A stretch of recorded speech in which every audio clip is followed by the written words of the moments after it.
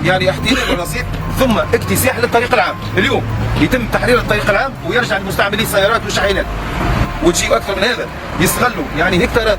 واستدعيناهم المره اللي فاتت باش يحضروا في اجتماع وحضروا، وطلبنا منهم باش يلتزموا وينضبطوا ويدوا معاليم يعني بتاع البلديه، لا ادوا معاليم البلديه، ثم زاد اكثر من هذا احتلال الرصيف ثم اتساع للطريق العام، وما همش لهنا خلاص فهمتني.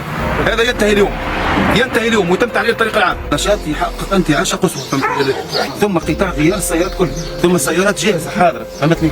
يعني هذه سوق سوداء لمكونات السيارات وقطاع الغيار الكل، ثم حتى السيارات الجاهزه فهمتني. الطرف اللي دخلناها احنا اكبر من سوق الكلام 10 مرات، والبيع والشراء ولا وفرنك واحد ما اداء ما يدخلش للدوله اداءات، وعرف دوله هذه. ذكرت جزرة ذكر شو قلت لكم، قلت لكم شوف يتم تحرير الرصيف والطريق العام، واحنا مالناش ضد انكم تاكلوا الخبز تخدموا على رواحكم، لكن تنتظموا فهمتوا. هذه ارض دوله، هذه من الدوله، لكن زملائك ما انتظموش.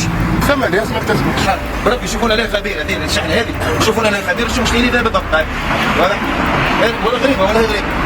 هذه كميات كبيره جدا، جبال من الحديد والفولاذ اللي يتم اعاده راسكلته فهمتني، ويمشوا للفوندوريه ذوما فهمتني. هذه كميات كبيره من الحديد فهمتني، يتمثل مخزونات يعني للفولاذ في تونس، ومخزونات للفوندوريه الكبار اللي يقوموا بسهر الحديد.